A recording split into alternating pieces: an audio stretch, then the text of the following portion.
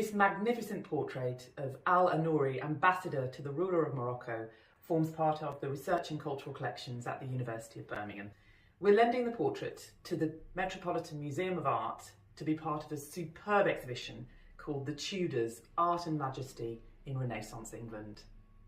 This wonderful painting of the Moroccan ambassador to the court of Elizabeth I usually hangs in the Shakespeare Institute because it's one of the most vivid souvenirs we've got of the London in which Shakespeare was living around the time he began to think about dramatising a little Italian short story about a Moorish warrior working for Venice.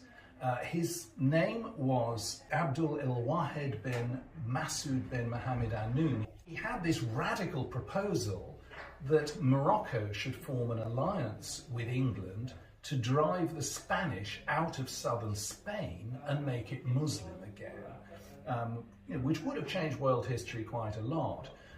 It didn't happen, partly because Elizabeth died and her successor James I made peace with Spain, but partly because Anouri himself ran into trouble at home because it was discovered that he'd been brought up as a Christian and had then reverted to Islam, so that he only had the status of a convert.